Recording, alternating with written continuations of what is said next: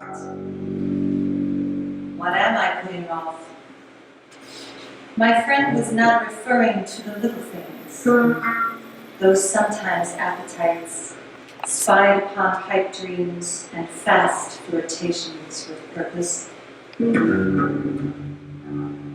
meant the meat.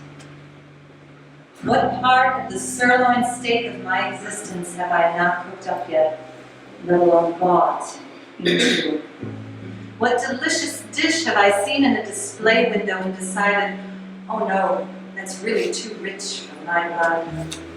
Somewhere in these shadows, my once dreamt of ambitions slumber, and in the light of my openness and attention, they begin to stir and whisper. A return to India, an arts residency in Japan,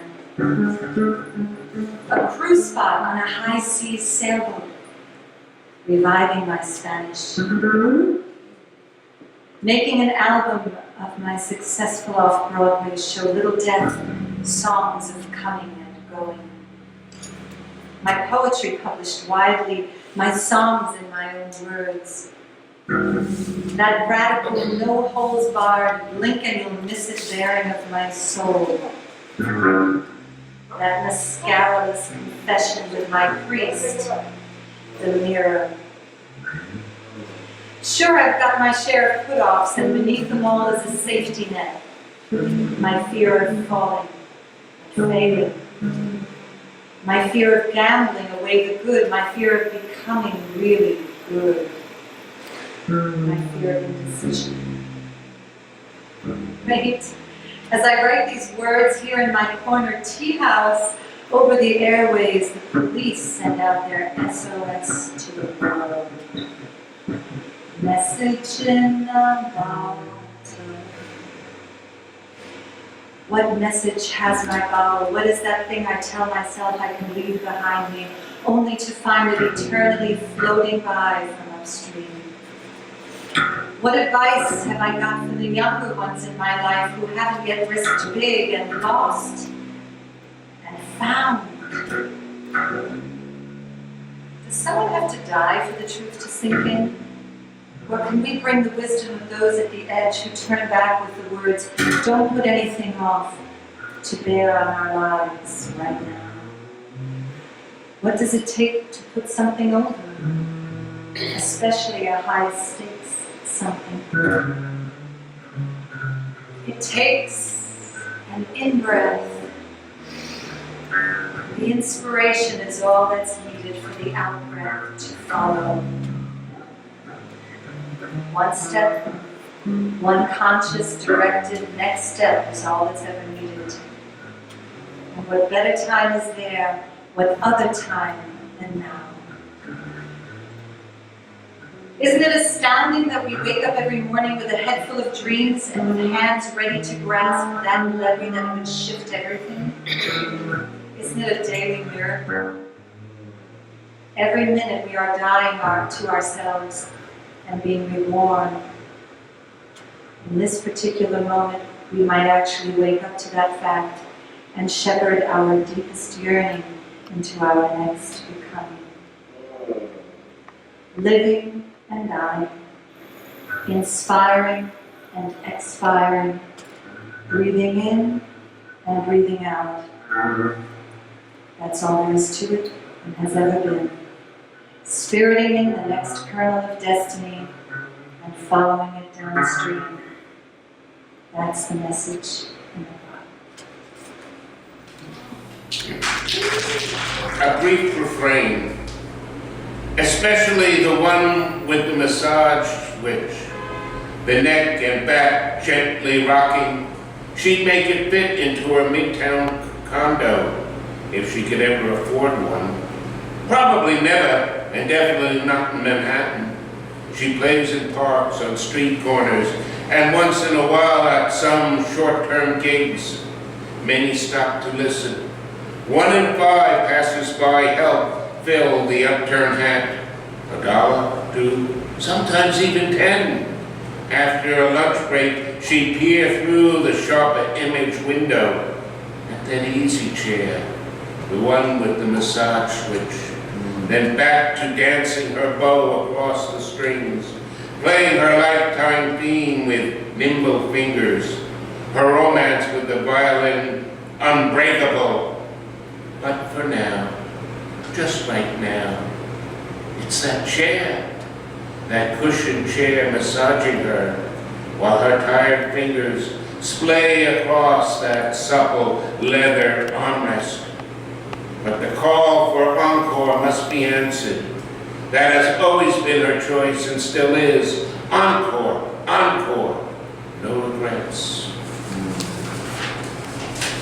Yuuca and Cynthia. Cynthia was my 8th grade lab partner, and often I put my eye on the very eyepiece her eyelash touched. Once, when teacher wasn't looking, she giggled, plucked a strand from her hair, put it on the slide, and guided my eyes toward the scope. Then, in my vision, a sea of cells were propelled by wispy flagella, the rippling filaments that can move both euglena and sperm. Euglena, not quite plant, not quite animal, verging on both, but not exactly either. Cynthia and I, not yet woman, not yet man, but soon, very soon. And her singular hair filled my field of vision.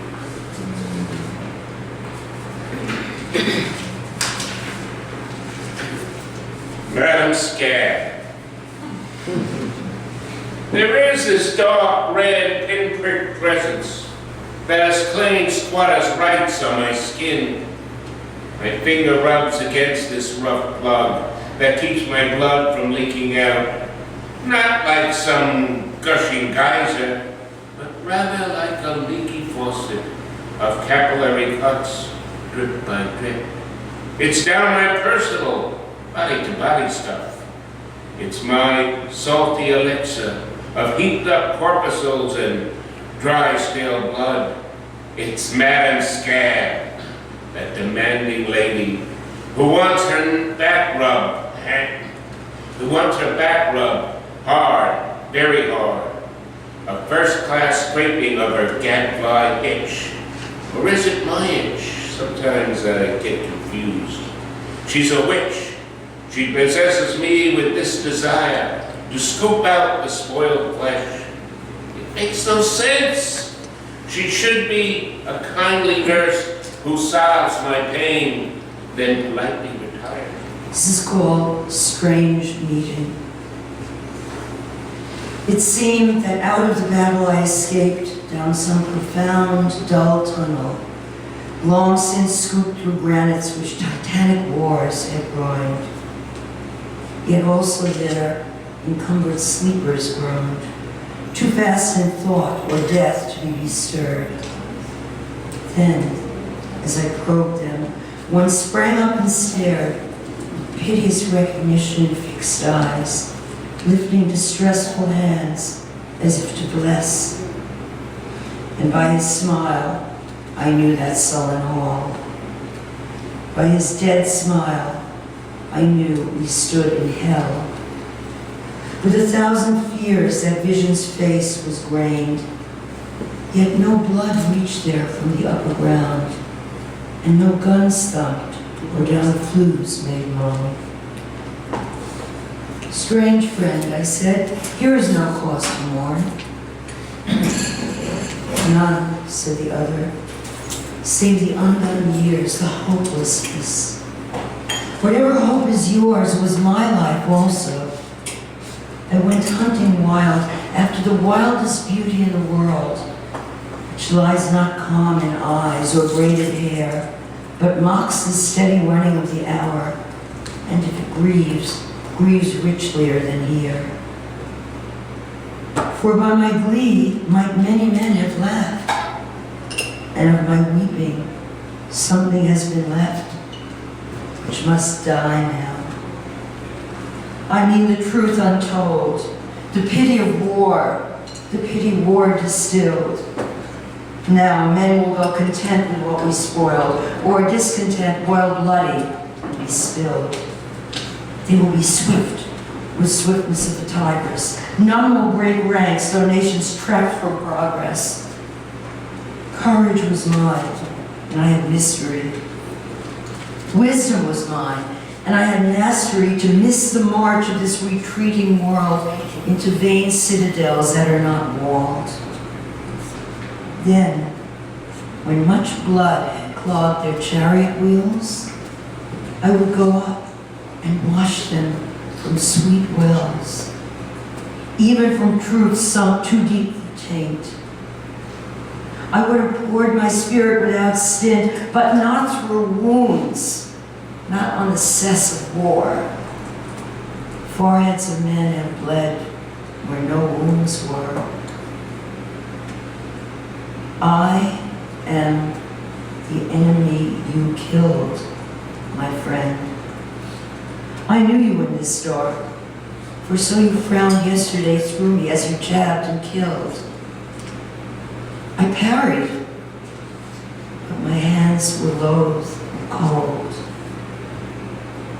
Let us sleep now. Now you collapse on a bench with your crew, friendly at best, drenched in technicolor yawns and ranch-dressing perfumes. Why is that poem doing a soliloquy with Macbeth about sound and fury signifying something? I don't know.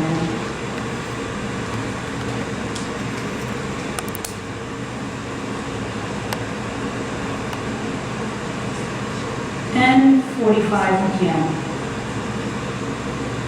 I was betrayed by fields of hazel glaring back at me when I was already knocked over by whiskey pride and a crestfallen id.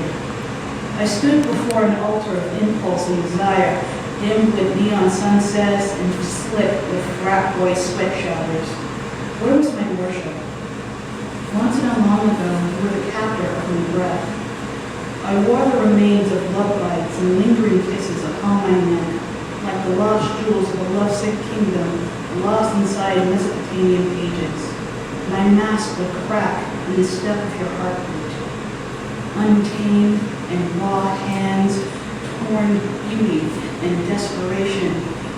Your gaze had made me different.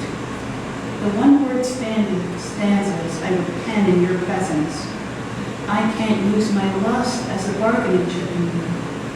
My tawny Arizona sunset eyes, how I miss them. My neck in perfume, how I miss them. Soul laid ugly and bare, waiting for the tears to wash over me. Where are my phantoms of comforts? While I was admiring your skin after our frolic. A perfect way to recall a symphony of our interjections that perfumed the air, while the embers from our cigarettes were fading, silence being the heaviest comfort afterward. Please don't be curt with me when I confess that I don't have sunshine in my veins, for I've long forgotten how to snap my fingers and turn the night into butterflies. That's it. This was something that I did tonight, for years later.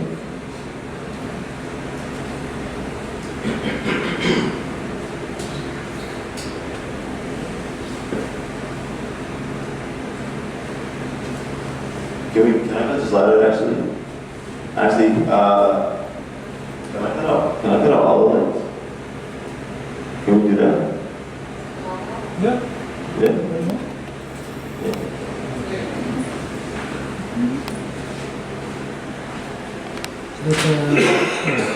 何も見えなくなる。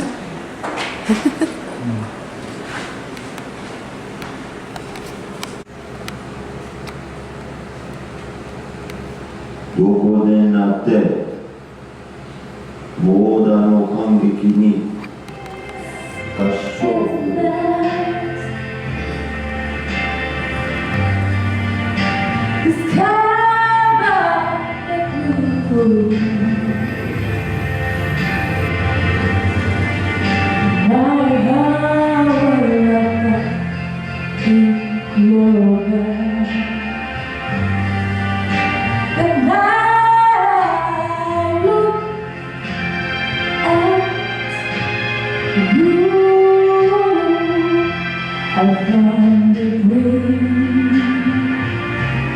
that I whispered to, but really back and home by road, I drive by the tree to place my cheek to. I flew that never know. Oh, yeah, you smile. Oh, and then despair was past, and here we are in heaven. Oh, you are